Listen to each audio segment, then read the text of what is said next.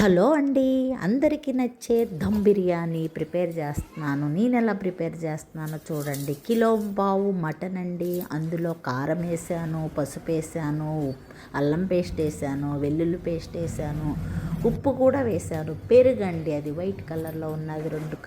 2 స్పూన్లు పెరుగు, 4 పచ్చిమిరపకాయలు, కొంచెం ఒక బారుగా కోసిన ఉల్లిపాయలు, ఒక నిమ్మకాయ పిండాను. అది మొత్తం కలిపి నానబెట్టి ఉడకపెట్టాను. చూసారు ఎలాగుందో. ఆ ఉడికిన దానిని పక్కన పెట్టుకున్నాను. తరువాత కూరలాగా తయారు చేయాలి కాబట్టి ఈ బిర్యానీకి సంబంధించిన ఇంగ్రీడియంట్ చూసారా, ఉల్లిపాయ, పచ్చిమిరపకాయ, దాల్చిన చెక్క, లవంగ మొగ్గ, అల్లం పేస్ట్, ఎల్లుల్లిపాయ పేస్టు, టమాటాలు, కొత్తిమీర, పుదీనా, కొంచెం జీడిపప్పు అన్నమాట. ఇవన్నీ ఎలా నేను చేస్తున్నాను. 100 గ్రాములు నూనె వేసాను, 100 గ్రాములు సన్ఫ్లవర్ ఆయిలే వేయాలండి, 100 గ్రాములు నెయ్యి వేసాను, ఉల్లిపాయ వేసాను, బాగా తరిగిన ఉల్లిపాయలు వేసాను, బ్రౌన్ కలర్ వచ్చిన వరకు వేయించుకొని అల్లం వేసాను.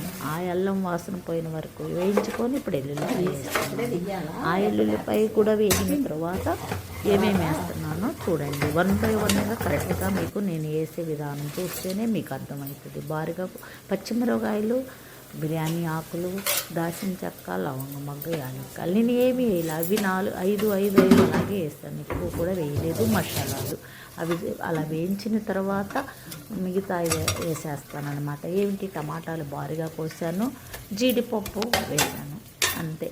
అలా తిప్పుకున్న తర్వాత ధనియాల పౌడర్ నేను ఇంట్లోనే ఆల్రెడీ వేయించి పౌడర్ చేసుకొని పెట్టుకుంటాను. అవి 4 స్పూన్లు వేసాను అన్నమాట. అది ధనియాల పౌడర్, ఓన్లీ చెక్క పౌడర్ ఏమీ ఉండదండి. గరం మసాలా ఉండదు. ఇప్పుడు అక్కడ పెట్టుకున్నా కదా, ఉడికింది కదా మటను, దానిని ఇందులో కలిపేసాను. అదే కూరగా తయారైపోయింది అంతే. ఆ కూర పక్కన పెట్టుకొని కిలో పావు బాస్మతి రైస్ అండి. ఆ రైస్ని నానబెట్టుకున్నాను కడిగి. ఒక పావు గంట 20 నిమిషాలు అవుతుంది. తర్వాత వాటర్ని బాయిల్ చేయాలన్నమాట. దమ్ బిర్యానీకి ఇదేనండి మెయిన్. ఇది 5 లీటర్లు నీళ్లు వాటర్లో ఉప్పు వేసాను, కొంచెం 2 స్పూన్లు నూనె వేసాను, 2 స్పూన్లు నెయ్యి వేసాను. అవి బాగా బాయిల్ అయిన తర్వాత ఈ నానిపోయిన రైస్ని గుమ్మరించిన తర్వాత అది కొంచెంగా ఉడుకుతూ ఉంది. ఈ లోపల కొత్తిమీర, పుదీనా, కొంచెం దాల్చిన చెక్క, లవంగ మొగ్గ పౌడర్ చేసుకున్నాయి, 1 టీ స్పూన్ ఉంటుంది కదా, అది వేసాను అన్నమాట. ఎందుకంటే ఆ రైస్కి కూడా కొంచెం దమ్ముగా స్పైసీ, ఉప్పు అన్నీ కలవాలి కాబట్టి. చెక్కలో మొగ్గలు వేసుకుంటారు కొంతమంది, నేను వేయను. ఓకే, అది అలా తయారవుతుంది. హాఫ్ బాయిల్ అయిపోయిందండి. తర్వాత నేను రైస్ కుక్కర్లో పెట్టుకుందామన్న ఉద్దేశంతో ఫస్ట్ అడుగంటకుండా ఉండాలి. స్టీల్ రైస్ కుక్కర్ అండి అది. కొంచెం నెయ్యి వేసుకున్నాను. దానిపైన నేను వండి ఉంచిన మటన్ని కొంచెం సర్వే చేశాను. తరువాత అది వేసిన తర్వాత రేర్లుగా వేసుకోవాలండి. ఈ హాఫ్ బాయిల్ అయిన రైస్ ఉంది కదా, అది తీసి, అది బెజ్జాల గరిటె అంటారు కదా, ఆ గరిటెతోనే తీసి మనం చక్కగా వేస్తూ ఉన్నాను. చూడండి నేను ఎలా వేస్తున్నానో రేర్లుగా.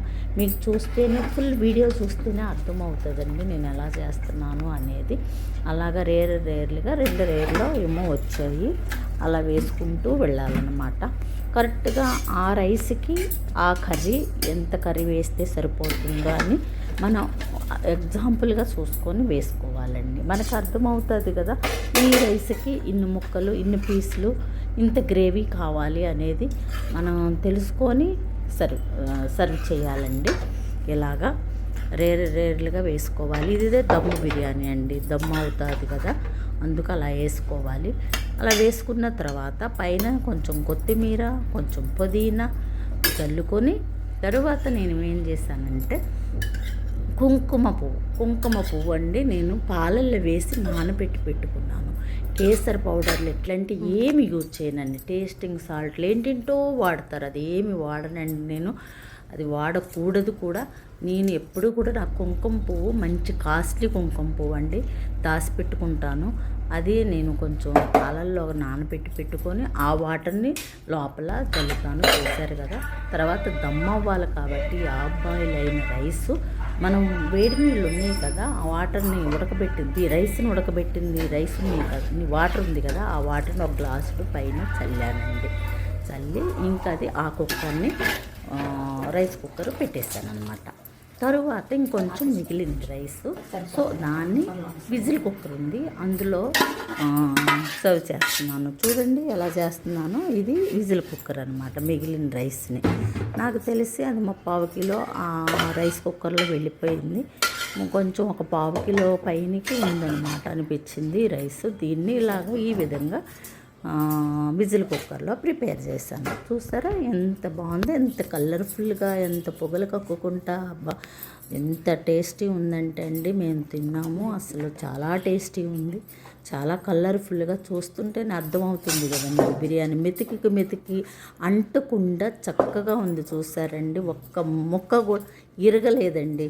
పీసులుగానే ఉన్నాయి మటన్ ముక్కలు.